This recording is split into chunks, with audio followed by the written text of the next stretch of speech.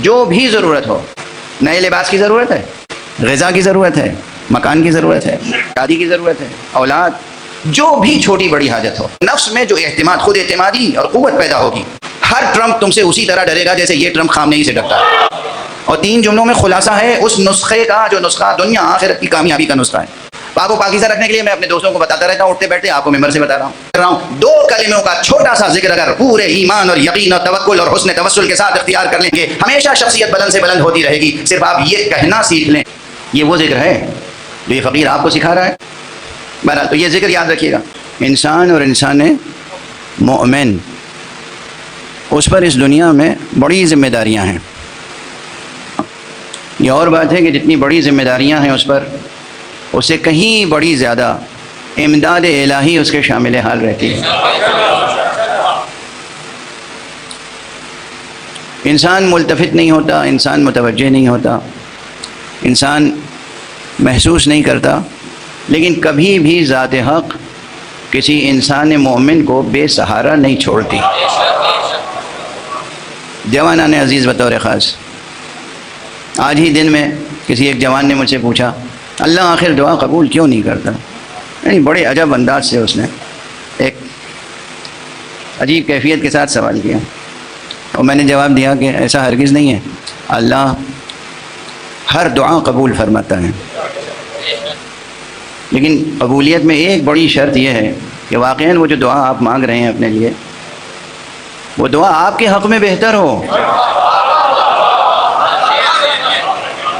اس لیے کہ آپ کو خود معلوم نہیں ہے کہ آپ کے حق میں کیا بہتر ہے اور کیا بہتر نہیں ہے، وہ پروردگار وہ جانتا ہے کہ کیا چیز بہتر ہے، کیا چیز بہتر نہیں ہے۔ مثال بھی میں نے عرض کی، میں نے کہا یہ آپ کے بابا بیٹھے ہوئے ہیں یہاں پہ، والد پڑھے لکھے ذمہ دار سنجیدہ، آپ ان سے کچھ طلب کریں ضد کر کے اور وہ آپ کے حق میں بہتر نہ ہو اور یہ اسے پورا کر دیں، تو بعد میں کیا ہوگا؟ باپ سے شکوہ ہوگا، آخر آپ کو معلوم تھا، آپ نے کیوں پوری کی میری یہ خواہش؟ لاکھ باپ کہتا رہے کہ بیٹا تم نے ضد کی تھی تو میں نے کر دیا، وہ یہ نہیں حجت تمام ہوگی، وہ پھر کہے گا آپ کو تو معلوم تھا نا، آپ نے کیوں کر دیا؟ ہم لاکھ مانگ رہے تھے، آپ کو پتا تھا، آپ کو نہیں کرنا چاہیے۔ اگر یہ زندگی کا تجربہ آپ کے سامنے رہے تو پھر خدا سے کبھی شکوہ نہیں کریں گے کہ پروردگار تو نے دعا کیوں قبول نہیں کی۔ پروردگار کو آپ کی مصلحتوں کا، آپ کے ماضی کا، آپ کے حال کا، آپ کے مستقبل کا پورا علم ہے۔ ہر وہ حاجت، ہر وہ دعا جو آپ کے حق میں بہتر ہے ضرور پوری ہوگی، اور کوئی بھی وہ دعا جو آپ کے حق میں بہتر نہ ہو وہ پوری نہیں ہوگی۔ اور لطف الہی یہ ہے، روایات میں وعدہ کیا گیا ہے، نہ صرف یہ کہ پوری نہیں ہوگی بلکہ آپ نے ہاتھ اٹھایا تھا نا، دست دعا بلند کیا تھا نا، کچھ طلب تو کیا تھا، آپ کے حق میں بہتر نہیں تھا، وہ بات پوری نہیں کی، لیکن صرف اس کا اجر، اس کا ثواب کہ آپ نے خدا کے سامنے دست طلب بلند کیا تھا، آخرت میں اس کا اتنا ثواب ملے گا کہ جو آپ کے تصور سے بڑھ کر ہوگا۔ روایات میں ہے کہ آخرت میں بہت سے مومنین دیکھیں گے انہیں بہت اجر ملا ہے، وہ سوچیں گے ہم نے تو کوئی ایسا عمل نہیں کیا تھا، ہم نے تو اتنی عبادت نہیں کی، اتنا اجر کس لیے ہمیں مل رہا ہے؟ آواز مشیت آئے گی، میرے بندے یہ اس کا اجر ہے جو دعائیں تو نے کی اور دنیا میں ہم نے پوری نہیں کی، دعائیں تو نے کی دنیا میں پوری نہیں کی، یہاں اس کا اجر ہے۔ یہ کس چیز کا اجر ہے؟ صرف دست دعا بلند کرنے کا اجر۔ کیسا رؤوف ہے پروردگار، کیسا رحیم ہے پروردگار، کیسا کریم ہے پروردگار، کیسا جواد ہے پروردگار، کیسا سخی ہے پروردگار، کیسا پرورش کرنے والا رب ہے وہ پروردگار۔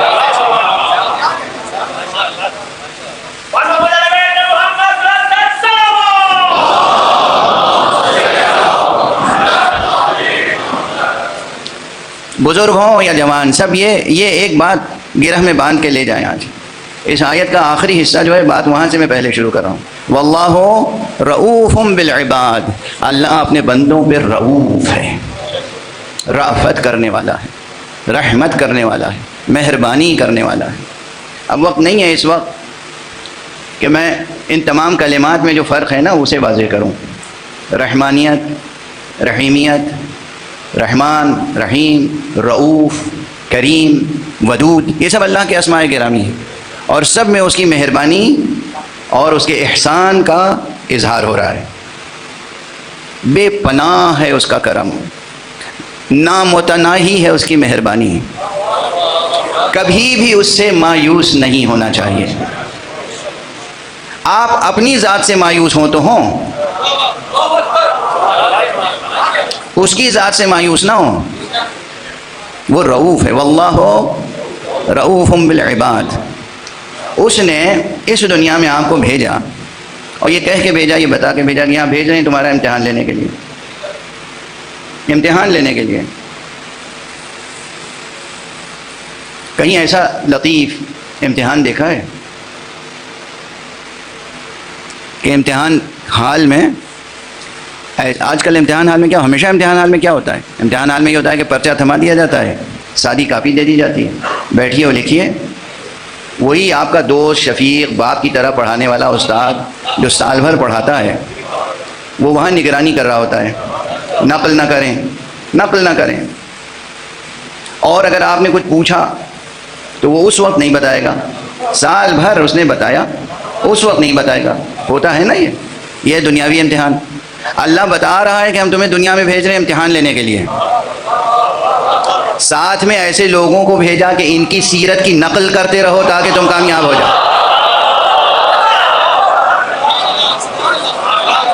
آپ کے یہاں تو نقل پہ پابندی ہے نا، وہ نقل کی اجازت دے رہا ہے. دیکھو تم سے یہ زندگی بسر ہو نہ پائے گی، تم سے یہ صراط زندگی پر گزرا نہ جائے گا. یہ تلوار کی دھار سے زیادہ تیز، یہ آگ سے زیادہ گرم، یہ بال سے زیادہ باریک ہے. یہی زندگی، یہ زندگی جو ہم جی رہے ہیں یہاں اس دنیا میں، یہ بال سے زیادہ باریک ہے، آگ سے زیادہ گرم ہے، تلوار کی دھار سے زیادہ تیز ہے. اس پر گزرنا آسان نہیں ہے، تم نہیں گزر سکتے، مگر ہم ایسے نمونے بھیج رہے ہیں. دیکھو یہ جیسے گزرتے ہیں نا، اس طرح گزرنے کی کوشش تو کرو. اور دیکھو تم پھر بھی اپنی کوشش سے گزر نہیں پاؤ گے، مگر بس کوشش کرو، مدد کرنا ہمارا کام.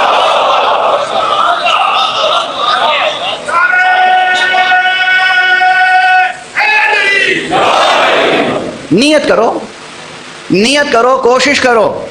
باقی نمونے بھی بھیج دیے، نقل کی اجازت بھی دی، نقل بھی نہ کر پاؤ گے تو ہم مدد کریں گے، اور پھر بھی کمی رہ جائے گی تو ہم شفاعت کے ذریعے سے تمہیں پاس کریں گے. صلوات پڑھ دیجئے محمد و آل محمد.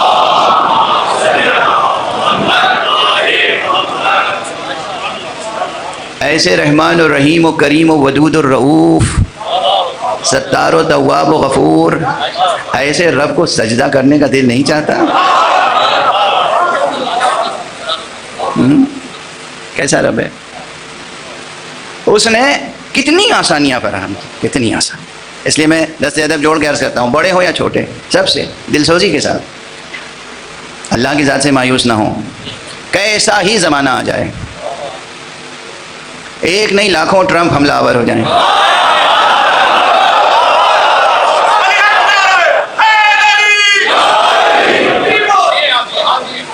دل پریشان ہوتا ہے، بے شک ذہن میں پریشانی آتی ہے، انسان ہے، لیکن خدا سے امید لگی رہے، دست دعا بلند رہے. چاہے کسی قوم پر، ملک پر، ملت پر، یا انڈیویجولی کسی پر کبھی کوئی پریشانی آئے، کوئی دشواری آئے، اللہ کی ذات سے مایوس نہ ہو اور اللہ کے وسائل سے وابستہ رہیں. اکثر میں اپنی مجلسوں میں کہتا ہوں، لیکن لب لباب تو یہی ہے نا. ماشاءاللہ عالم دین تشریف فرمائیں کہ ہمیں اس دنیا میں زندگی بسر کرنی ہے کس اساس پر، کس اصل و اساس پر؟ توحید. اصل و اساس کیا ہے؟ توحید. اللہ سے جڑے رہنا ہے، اللہ پر یقین، اللہ پر توکل، اور اللہ کے بنائے ہوئے سلسلوں سے توسل. ہاں یہ غلطی نہ ہو کہ اللہ نے کسی کو بھیجا مدد کے لیے، ہم کسی اور کا دامن تھام لیں. یہ غلطی نہ ہو. ایک صلوات پڑھیے محمد.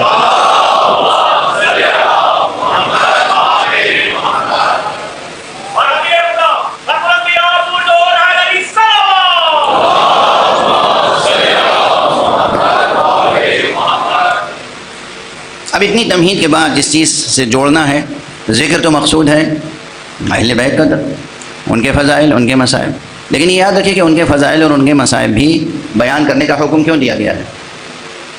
کئی بار میں توجہ دلا چکا ہوں، آج پھر دہرا دیتا ہوں. کیوں اس لیے تھوڑی کہ وہ نہ اللہ اور نہ اس کے نبی نہ اس کی طرف سے آنے والے ولی، ان میں سے کوئی نعوذ باللہ 100,000 بار نعوذ باللہ کوئی خوشامد پسند بادشاہ نہیں ہے۔ مقصد نہیں یہ نہیں ہے کہ تم بس تعریف اللہ کی کرتے رہو، پیغمبر کی نعتیں پڑھتے رہو، ائمہ کی منقبتیں پڑھتے رہو، اس سے وہ خوش ہو رہے ہیں، بالیدہ ہو رہے ہیں کہ ہمارا تذکرہ ہو رہا ہے۔ مقصد یہ ہے کہ تذکرہ بلندیوں کا کرو تاکہ تم بھی بلند ہوتے چلے جاؤ۔ اللہ کی حمد و ثنا کرو۔ اب اسی مزاج سے تھوڑی سی باتیں اور عرض کر لیں جو آپ کے بھی کام آئیں، میرے بھی کام آئیں دنیا میں آخرت میں، ہے نا؟ اب دیکھیے اس وقت میری نیت جو ہے نا تھوڑا سا اس میں نیت میں تھوڑا سا فتور ہے، یعنی جلدی ختم کرنے کا ارادہ نہیں ہے میرا۔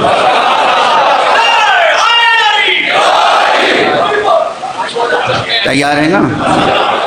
تو اب جو کچھ دل میں آتا رہے گا اور زبان پہ آتا رہے گا پڑھتے رہیں گے۔ انہوں نے لونگ کھلا دیے، حلق بھی صاف ہو گیا ہے۔ ایک صلوات پڑھ دیجیے محمد والے۔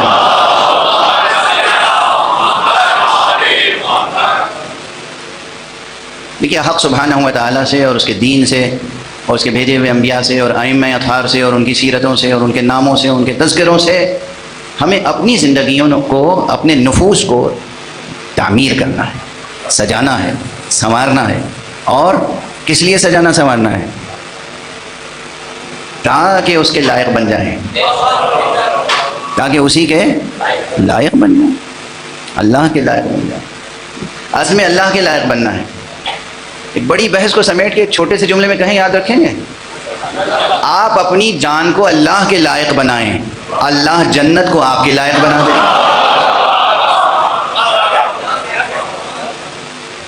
جنت نظر میں نہ ہو، لالچ، حرص، ہوس جنت کی بھی نہ ہو، واضح ہے؟ آپ عزاداران امام حسین ہیں۔ حدیث میں نے پڑھا اپنی آنکھوں سے، یہ حدیث ہے معصوم کی، فرمایا گیا ہے کہ جنت اور حوروں کی خلقت نور حسین سے کی ہے اللہ۔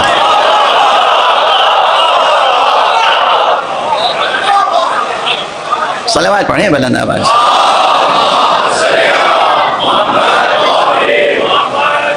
اللہ نے جنت تخلیق فرمائی ہے اور اللہ نے حوروں کو خلق فرمایا، کس سے؟ نور حسین سے۔ تو اب اگر آپ آقا حسین کے ہیں تو جنت تو آپ کے قدموں میں رہے گی نا، جنت آپ کی مشتاق ہوگی، آپ کو جنت کی فکر کرنے کی ضرورت نہیں ہے۔ واضح؟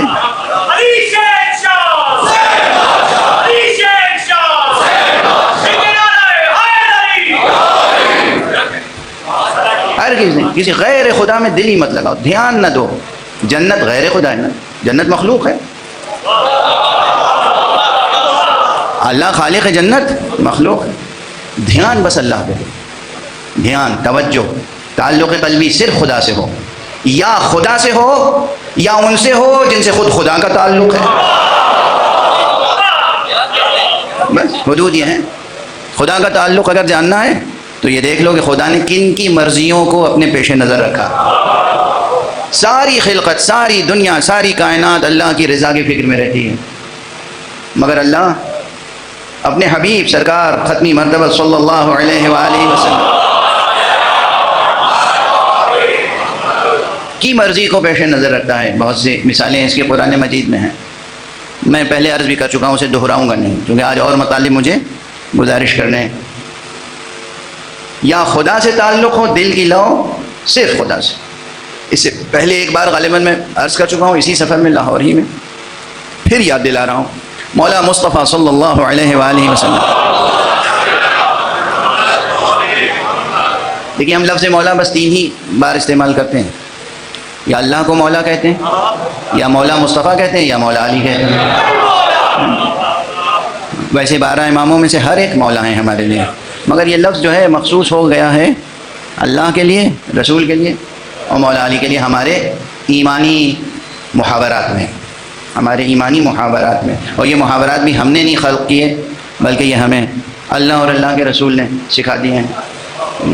بہرحال تو سرکار رسالت مآب صلی اللہ علیہ وآلہ وسلم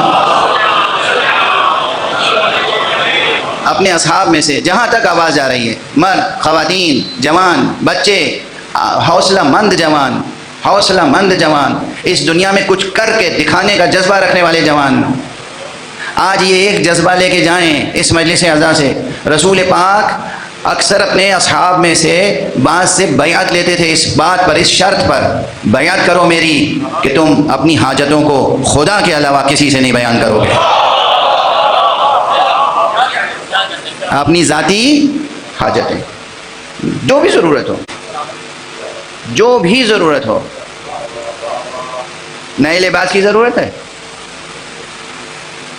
غذا کی ضرورت ہے، مکان کی ضرورت ہے، شادی کی ضرورت ہے، اولاد، جو بھی چھوٹی بڑی حاجت ہو، آقا نے فرمایا خدا کے علاوہ کسی سے اپنی حاجت بیان نہیں کرو گے، اس شرط پر میری بیعت کرو۔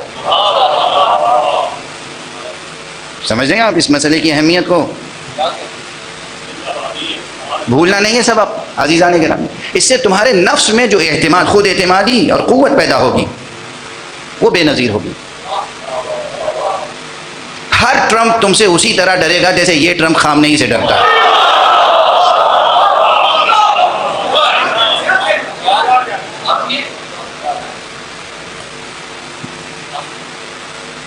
خدا پر یقین، خدا پر توکل، خدا کے بنائے ہوئے وسیلوں سے توسل، یہ تین جملے یاد رہیں گے۔ خدا پر یقین، خدا پر توکل اور خدا کے بنائے ہوئے وسیلوں سے توسل۔ تین جملوں میں خلاصہ ہے دین کا، اور تین جملوں میں خلاصہ ہے اس نسخے کا جو نسخہ دنیا آخرت کی کامیابی کا نسخہ ہے۔ واضح ہے؟ اب رہی بات امتحانات کی، وہ ایک حکمت الہیہ ہے، اللہ کی ایک حکمت ہے، مصلحت ہے، ایک نظام ہے، اس میں بھی ایک تربیتی نظام ہے۔ آپ اپنے بچوں کی تربیت کیسے کرتے ہیں؟ چھوٹا بچہ، 1 مہینے 2 مہینے کا بچہ، آپ چاہتے ہیں کہ وہ چلے، کچھ چیز اس کے دور رکھ دیتے ہیں تاکہ وہ ہاتھ بڑھائے اور وہ کھینچے اور اسی طرح وہ اپنے کو آگے بڑھائے۔ آپ اس کے پاس نہیں رکھتے نا؟ مثال واضح، ہر گھر کی مثال ہے نا۔ چھوٹا بچہ ہے اور آپ چاہتے ہیں کہ وہ طاقت اس میں پیدا ہو، ہاتھ پیر چلاتا رہے، صحت مند رہے، اپنی گرفت مضبوط کرے۔ آپ نے کوئی چیز، کوئی پھول صحیح، کوئی بال صحیح، کوئی چیز، کوئی کھلونا، لیکن اسے تھوڑے فاصلے پہ رکھا تاکہ وہ اسے حاصل کرنے کے لیے کوشش کرے۔ اس سے زیادہ فاصلے پہ جنت نہیں ہے۔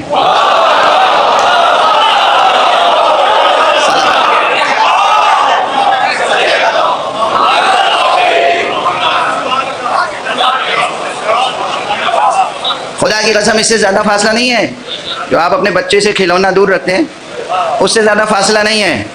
لطف خدا پر ناز کرو، لطف، اور یہ جو کوشش کرنی ہے نا، یہی سارا امتحان ہے، آزمائش ہے، ابتلا ہے، بس اور کیا ہے۔ نفس کو صحت مند رکھنا ہے، یہ جو لطیف شے آپ کو ملی ہے نفس، اسے سنبھال کے رکھنا ہے، پاک و پاکیزہ رکھنا ہے، پاک و پاکیزہ۔ پاک و پاکیزہ رکھنے کے لیے میں اپنے دوستوں کو بتاتا رہتا ہوں، اٹھتے بیٹھتے، آپ کو ممبر سے بتا رہا ہوں۔ سب سے زیادہ مشکل کیا ہوتی ہے؟ ایک تو شیطان کے وسوسے، اور پھر انسان اپنی کمزوری کی بنا پہ بہت سے خیالات، یوں ہی نگیٹو تھاٹس آتے رہتے ہیں، ہر طرح کے، عزیزوں سے، دوستوں سے، دشمنوں کی طرف سے، جن و انس، ہر کائنات کی ہر شے کی طرف سے، یہاں تک کہ انسان اگر مریض ہو جائے ذہنی تو اپنی ذات سے بھی اسے بدظنی ہو جاتی ہے۔ وہ جو بیماریاں ہیں، ڈپریشن اور یہ اور وہ ہزار قسم کی، اور پھر آپ ہاسپٹلس دوڑتے رہیے اور جناب والا کاؤنسلنگ کرتے رہیے اور سائیکیٹرسٹ کے پاس جائیے اور میڈیکیشن وغیرہ وغیرہ۔ آج اس ممبر، اس رباط حیدریہ کے ممبر سے عرض کر رہا ہوں، 2 کلموں کا چھوٹا سا ذکر اگر پورے ایمان اور یقین اور توکل اور حسن توسل کے ساتھ اختیار کر لیں، کبھی یہ بیماریاں قریب نہیں آئیں گی، کبھی نیگیٹو تھاٹس آپ کے قریب نہیں آئیں گے، ہمیشہ شخصیت بلند سے بلند ہوتی رہے گی۔ صرف آپ یہ کہنا سیکھ لیں، سبحان اللہ و بحمدہ، سبحان اللہ و بحمدہ، سبحان اللہ و بحمدہ، سبحان اللہ و بحمدہ۔ یاد رہ جائے گا۔ سبحان اللہ کہنے سے نیگیٹو تھاٹس دور ہوں گے، اور بحمدہ کہنے سے مزید پازیٹیو تھاٹس قریب آئیں گے۔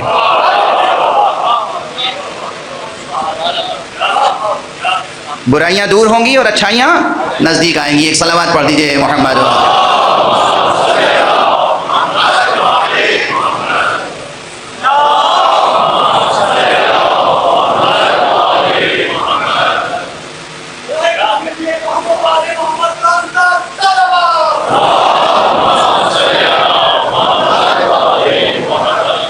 یاد ہو گیا نا ذکر؟ کوئی مشکل ذکر تو نہیں ہے؟ سبحان اللہ و بحمدہ، یہ وہ ذکر ہے جو یہ فقیر آپ کو سکھا رہا ہے۔ اور جب کچھ نہ تھا، کائنات خلق نہیں ہوئی تھی پوری، بس اللہ نے نور پیدا کیا تھا، مولا مصطفیٰ کا، مولا مرتضیٰ کا، امام حسن امام حسین کا، بی بی زہرا کا، جب یہ خمسہ نجبہ کے انوار تھے اور کچھ نہ تھا، پھر اللہ نے ملائکہ کو جب خلق کیا تو ان انوار نے ملائکہ کو سکھایا۔ حدیث ہے سبحنا فسبحت الملائکہ، ہم نے تسبیح کی تو ملائکہ نے تسبیح کی۔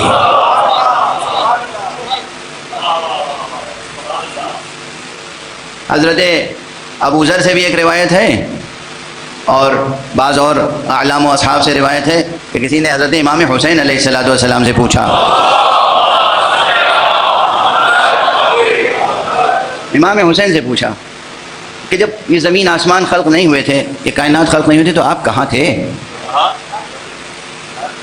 کہاں تھے؟ تو فرمایا کنا اشباح نور نطوف حول عرش الرحمن وَنُعَلِّمُ الْمَلَائِكَةَ التَّسْبِيحَ وَالتَّحْمِيدَ وَالتَّهْلِيلَ، ہم نور کے پیکر تھے اور رحمان کے عرش کے گرد طواف کیا کرتے تھے اور ملائکہ کو تعلیم کیا کرتے تھے حمد خدا، نعت خدا، تسبیح خدا، تحلیل خدا۔ واضح ہے؟ ہم فرشتوں کو اور ملائکہ کو تعلیم کرتے تھے۔ بہرحال تو یہ ذکر یاد رکھیے گا۔ ہوتے ہیں گھر گھر میں، بھائی کو بھائی سے غلط فہمی ہے، بہن کو بھائی سے غلط فہمی ہے، بھائی کو بہن سے غلط فہمی ہے، میاں صاحب کو بیوی صاحبہ سے غلط فہمی ہے، بیوی صاحبہ کو میاں صاحب سے غلط فہمی ہے، وغیرہ وغیرہ ہیں۔ گھر سے لے کے معاشرے تک غلط فہمیاں ہیں۔ کیا نسخہ ہے غلط فہمی دور کرنے کا؟ سبحان اللہ و بحمدہ، سبحان اللہ و بحمدہ، سبحان اللہ و بحمدہ، سبحان اللہ۔ کر کے دیکھو، خدا کا یقین ہو، خدا پہ بھروسہ ہو، توکل ہو، محمد اور آل محمد علیہم الصلاۃ والسلام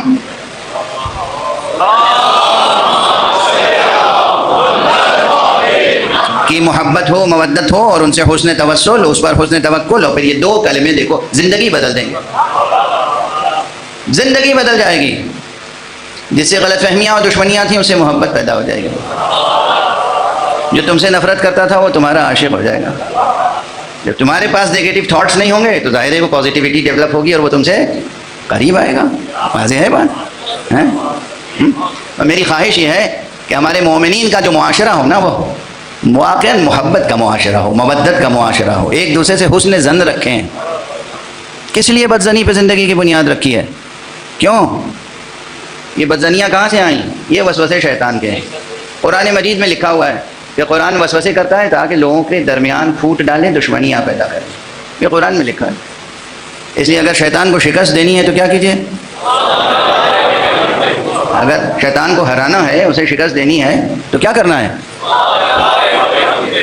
جزاکم اللہ، جزاکم اللہ۔ بات دھیرے دھیرے آگے بڑھ رہی ہے۔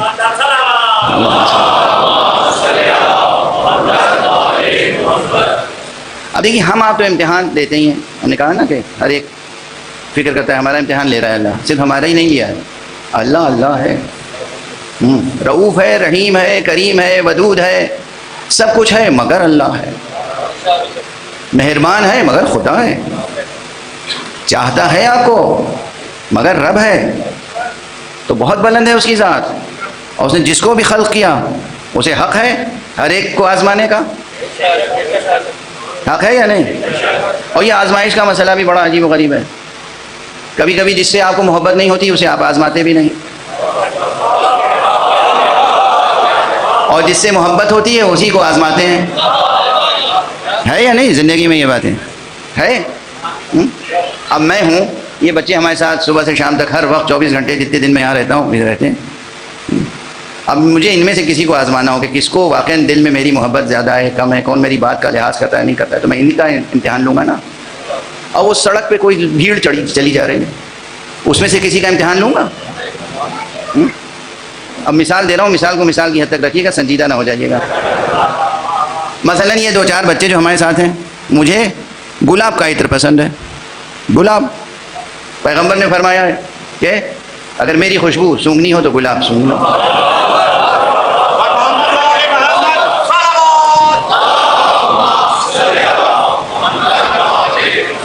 اب میری عادت بھی ہے اکثر نماز سے پہلے گلاب کا عطر استعمال کرتا ہوں. اب ان میں سے کسی سے کہوں میاں میرے لیے گلاب کا عطر لے آنا, ان سے تو کہنے کا حق ہے مجھے.